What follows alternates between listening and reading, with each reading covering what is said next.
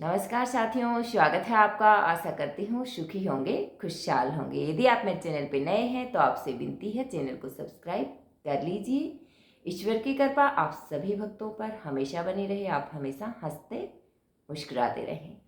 आज के इस वीडियो में हम अमावस की कहानी सुनेंगे और साथ ही साथ ये भी जानेंगे कि वैसाखी अमावस्या है वो कब है, इसमें क्या करना चाहिए, क्या नहीं करना चाहिए।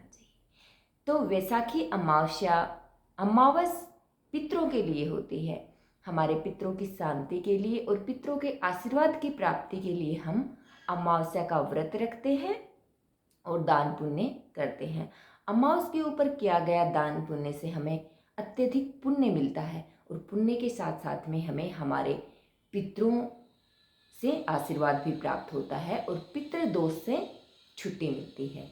और जब पितरों का आशीर्वाद हमें मिलता है तो हमारे जो भी कार्य अटके हुए होते हैं या बन नहीं रहे होते हैं वो सब बनते हैं। तो इस वर्ष बैसाखी अमावस्या है 30 अप्रैल को। तो 30 अप्रैल के दिन अमावस का व्रत रखें, कथा कहानी सुने।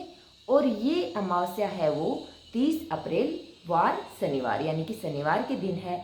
तो शनि चालीसा का पाठ करें, शनि जी की आरती सुने और शनि महाराज का नाम का एक तेल का दीपक भी आप जरूर जलाइए। तेल, तिल, काले वस्त्र, जूते और चप्पल भी आप दान कीजिए। अमावस के दिन हमें सुबह जल्दी उठना होता है। वैसे तो वैसाख के महीने में पूरे महीने ही हमें सुबह जल्दी उठना चाहिए, लेकिन हम पूरे महीने नहीं उठ सकते। तो कुछ तिथि होती हैं जैसे कि एकादशी, अमावस, पूर्णिमा, ये व्रत तो हमें करने ही चाहिए और इस दिन तो कम से कम हमें जल्दी उठना ही चाहिए।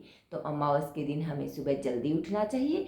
फिर हमें कुंड, जलाशय या किसी नदी में स्नान करना चाहिए। यदि ये पॉसिबल नहीं है तो हमें अपने घर के अंदर ही जल के अंदर उस दिन हमें गंगा जल और तिल मिलाकर के स्नान करना चाहिए। ये हमारे पौराणिक कथाओं में भी बताया गया है और हिंदू धर्म में भी हम इसे बहुत ही पवित्र मानते हैं।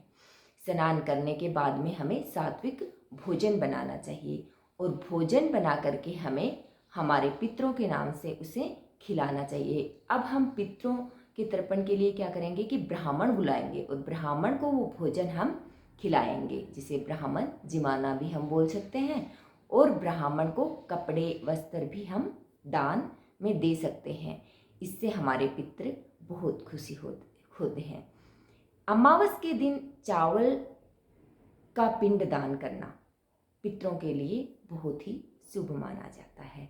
इससे हमें हमारे पितरों का आशीर्वाद प्राप्त होता है। अमावस के दिन कभी भी गुस्सा, वाद विवाद नहीं करना चाहिए। बड़े बुजुर्गों का अनादर भूलकर भी नहीं करना चाहिए। इस दिन हमें मांस मदिरा का पान भी नहीं करना चाहिए। ब्राह्मण को जो भोजन हम करा रहे हैं वो पूर्णतया सात्विक होना चाहिए। उसमें लहसुन, प्याज का जो है प्रयोग नहीं किया जाना चाहिए। ऐसा भोजन होना चाहिए। अमावस के दिन गाय की पूजा का भी बहुत महत्व है। तो हमें गाय माता की कहानी सुननी चाहिए, गाय की पूजा करनी चाहिए और गाय को हरा चारा खिलाना चाहिए। गाय को भी हमें सात्विक भोजन ही कराना है। यदि हम गाय को हरा चारा खिलाते हैं तो इससे भी हमें अमावस्या का पुण्य मिलता है। अमावस का व्रत उपवास रखने से हमें पुण्य तो मिलता ही है, साथ ही साथ हमारे पितृदोष हैं वो भी समाप्त होते हैं, जिससे कि हमारे घर में किसी प्रकार का कोई कष्ट नहीं होता है। अधिकतर दिक्कतें हमें पितृदोष के कारण ही होती हैं। घर में बहुत सी दिक्कतें आती हैं तो कम से कम हमें अमावस का व्रत रखना चाहिए और जैसे ही हमारी श्रद्धा हो उसके हिसाब से दान पुण्य भी करना चाहिए। वैसाख के महीने में तो जल का दान भी बहुत महत्व रखता है। हमें वृक्ष भी लगाने चाहिए, छाया का भी बहुत महत्व है क्योंकि गर्मी बहुत होती है। तो चलिए अब जानते हैं अमावस की एक पौराणिक बहुत ही सुंदर कथा। बहुत समय पहले की बात है, एक गांव के अंदर धर्मवरण नाम के एक ब्राह्मण हुआ करते थे। ब्राह्मण धार्मिक प्रवृत्ति के होने के साथ साथ में ऋषि मुनियों का बहुत अत्यधिक आदर करने वाले थे। एक बार उन्होंने किसी ऋषि के मुँह से सुना कि कलयुग के अंदर भगवान विष्णु के नाम से बड़ी कोई भक्ति नहीं है। यदि जो व्यक्ति भगवान विष्णु का मनन करता है उसे किसी भी चीज़ को करने की जरूरत नहीं होती है। धर्मवरण ने उसी वक्त उस चीज को अपने मन के अंदर धारण कर लिया और संन्यास जीवन ले लिया, मतलब सन्यासी बन गए और भगवान विष्णु की अनंत भक्ति की उन्होंने, और उनकी भक्ति इतनी सिद्ध हुई कि वो पृथ्वी लोक पे ही नहीं, उनकी शक्ति इतनी बढ़ी कि वो पितृलोक, स्वर्गलोक हर जगह भ्रमण करने लगे।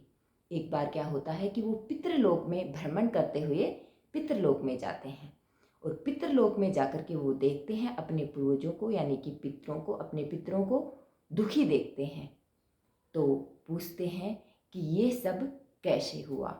तो वो कहते हैं कि ये तुम्हारे संन्यास लेने की वजह से हुआ है, क्योंकि तुम सन्यासी बन गए और हमारा पितृतर्पण नहीं हुआ, पिंडदान करने वाला कोई भी नहीं है, इसलिए हम ऐसे ही रहेंगे।